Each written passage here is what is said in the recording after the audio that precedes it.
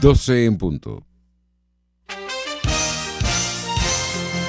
A partir de este momento, las informaciones que son noticia toman el protagonismo.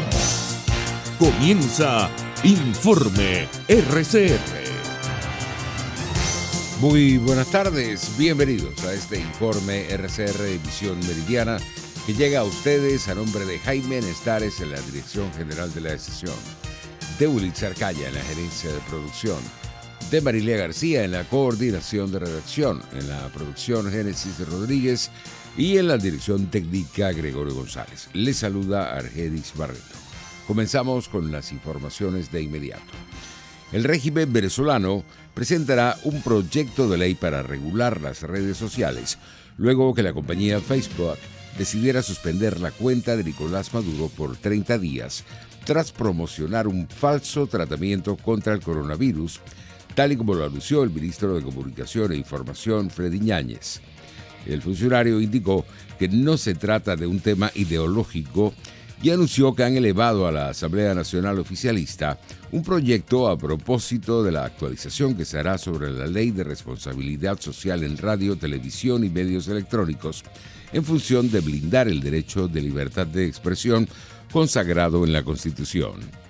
Alemania ha adelantado una ley muy poderosa para regular la actividad de las redes sociales. Lo ha hecho también Australia. España ha metido un proyecto de ley, de manera que esto no es un tema ideológico, no es un tema solamente de connotación de algún pensamiento político, es un tema que se está debatiendo al calor de un desafío, insisto, para los Estados-naciones, para las democracias del mundo y para el fortalecimiento de un principio fundamental de la humanidad que tiene que ver con las verdades que hacen posible un contrato social y que son vulneradas, que son atacadas, que son horadadas permanentemente por el flujo infinito de información.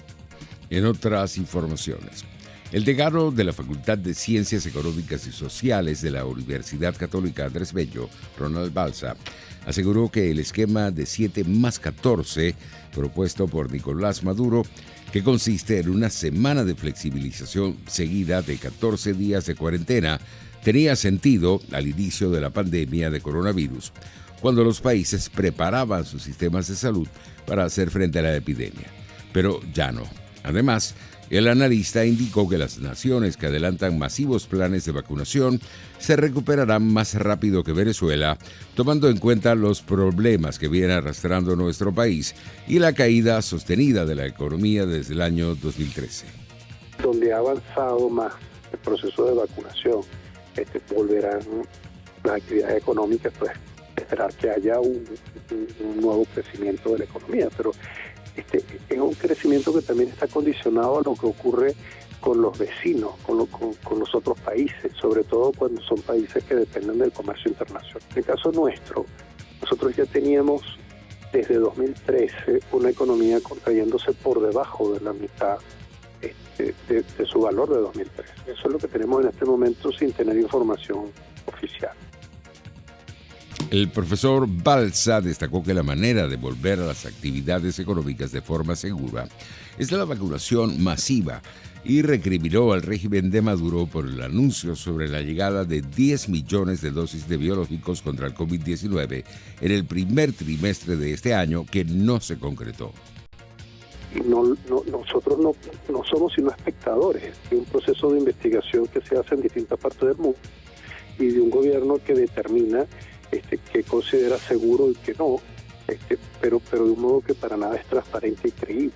O sea, que un gobierno nos diga que está contratando 10 millones de vacunas para 3 meses y diga exactamente lo que hay que hacer, que es vacunar protocolo, y que no lo haga, es algo que produce todo tipo de preocupaciones. Mientras tanto, el presidente de la Cámara de Comercio del Estado Lara, Eldi Montero, advirtió que de 23.000 establecimientos comerciales registrados en la región, solo 4.000 se encuentran abiertos por pertenecer a sectores prioritarios. Nos hemos cansado de decirle a los representantes del gobierno que imponer una cuarentena radical por tanto tiempo es decretar la quiebra del sector. Solo están sobreviviendo y generando impuestos al municipio y al fisco nacional los establecimientos que expenden alimentos y medicamentos. De resto, se mantienen en cierre total o parcial, expresó.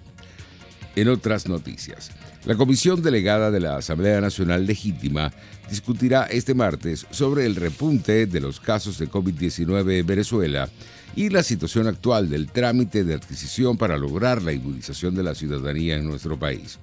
Por su parte, el diputado de Voluntad Popular, Rafael Veloz, rechazó la decisión del régimen de Nicolás Maduro de impedir el ingreso de la vacuna de la farmacéutica AstraZeneca a Venezuela en el marco del Fondo Global COVAX y aclaró que se debe escuchar la opinión de la Organización Panamericana de la Salud y la Academia Nacional de Medicina de Venezuela sobre este tema. La discusión no puede estar cifrada en que si es una o es otra.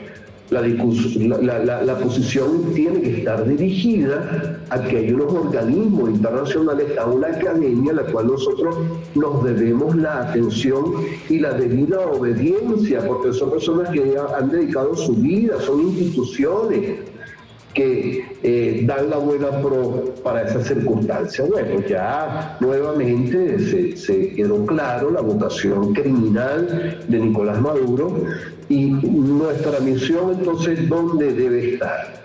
En la Asamblea Nacional y las distintas organizaciones que nos acompañan. Bueno, en la Contraloría Ciudadana.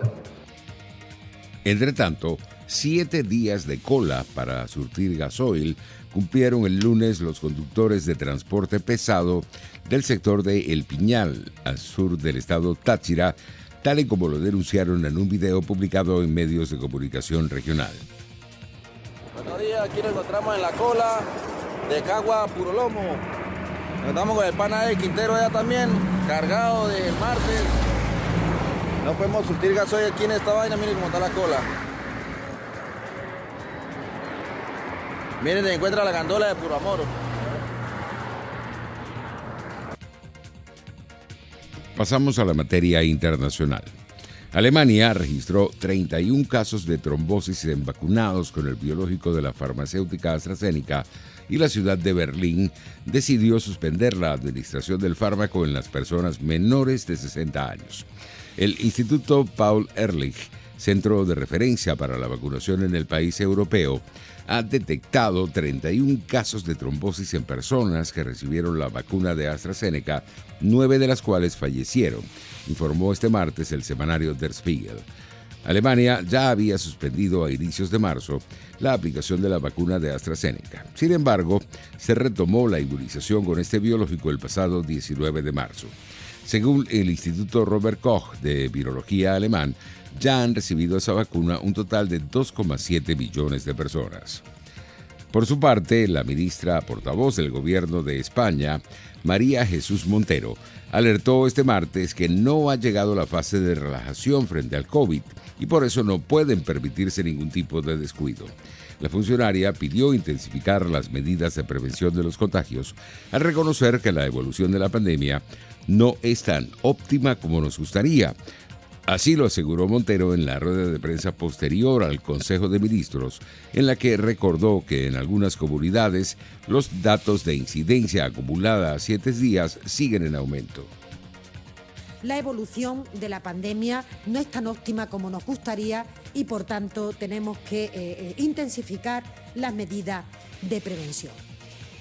Los datos están poniendo de manifiesto que en algunas comunidades la incidencia acumulada a 7 días sigue en aumento y, por tanto, si no se corrige, esa tendencia puede llevarnos a escenarios que ya conocemos por anteriores olas. Volvemos a reiterar una vez más que el control de la pandemia depende de la actitud que cada uno y cada una de nosotros seamos capaces de poner en marcha, de la responsabilidad con la que afrontamos nuestros movimientos y nuestras interacciones sociales.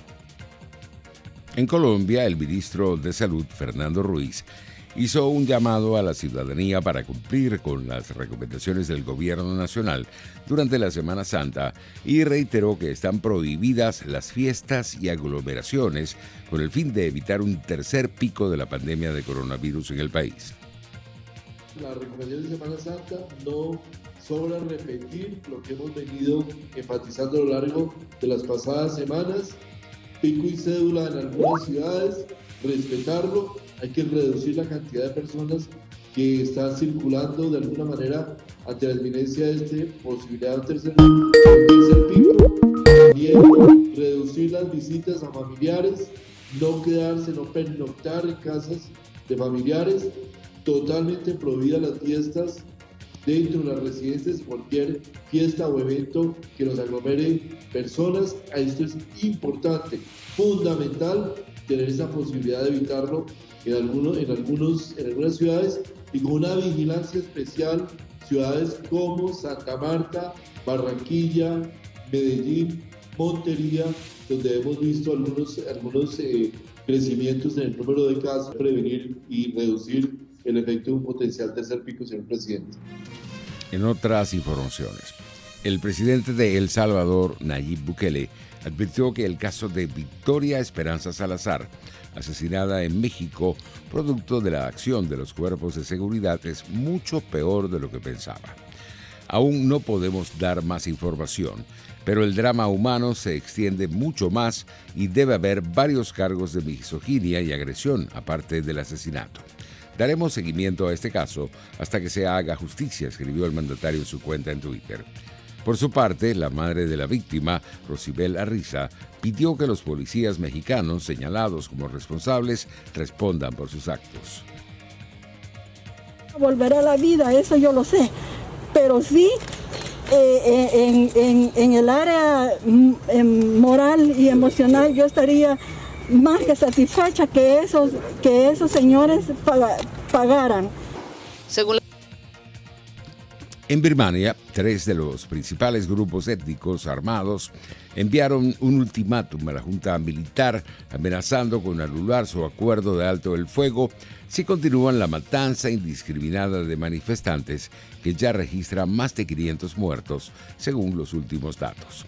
El ejército de Arakan, el Ejército de Liberación Nacional Ta'ang y el Ejército de la Alianza Democrática Nacional de Myanmar firmaron un comunicado conjunto en el que advirtieron al ejército birmano que, si no detiene sus acciones violentas y satisface las demandas de la población, colaborará con los disidentes en las protestas de la llamada Revolución de la Primavera. Pasamos a la materia económica. El Consorcio Venezolano de Industrias Aeronáuticas y Servicios Aéreos, Conviasa, anunció que a partir de este martes, el costo de las pruebas PCR para detectar el COVID-19 será incluido en el precio de los boletos. Acatando instrucciones emanadas por la Autoridad Aeronáutica Venezolana, a partir del 30 de marzo, el costo de la prueba PCR estará incluido en el boleto de nuestras rutas internacionales, señaló la aerolínea sancionada por el Departamento del Tesoro norteamericano en un comunicado. Los pasajeros con boletos emitidos antes de la mencionada fecha deben hacer el pago al momento del chequeo en el país de origen, indicó la empresa aérea. En otras informaciones, los convoyes de barcos que habitualmente transitan en ambas direcciones del Canal de Suez, una de las rutas comerciales más importantes de Europa y Asia, retomaron su actividad este martes, después de que la vía marítima quedara finalmente desbloqueada el lunes por la tarde, cuando fue reflotado el portacontenedores Ever Given, que estuvo encallado desde el día 23 creando una gran congestión. Los precios internacionales del petróleo perdían terreno en horas del mediodía.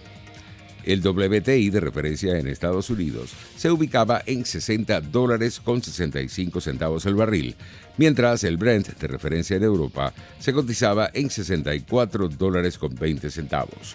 Y en materia deportiva, la tenista canadiense Bianca Andreescu, novena del mundo, derrotó a la española venezolana Garbiñe Muguruza por 3-6, 6-3 y 6-2 en los octavos de final del torneo de Miami, poniendo fin a su trayectoria en este WTA 1000. Andreescu, campeona del US Open en 2019, salió victoriosa en un duelo que se fue hasta las 2 horas y 12 minutos y en el que impuso su rapidez, intensidad y su gran pegada, impidiendo la victoria 21 de la temporada de Garbiñe Muguruza, quien lo intentó todo, pero su físico no le acompañó como le hubiera gustado, acusando la acumulación de partidos y el poco tiempo de recuperación después de haber jugado también el día anterior con mucho calor y algo más de 3 horas para batir a la rusa Ana Kalinskaya, 4-6, 6-3 y 6-4. Así estamos llegando al final de esta emisión meridiana. Los esperamos para nuestra emisión vespertina. Hasta entonces.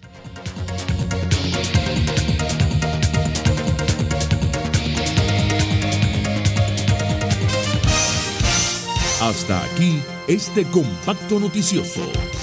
Manténgase en nuestra sintonía, porque estaremos informándole de la noticia al momento de producirse. RCR 750 AM.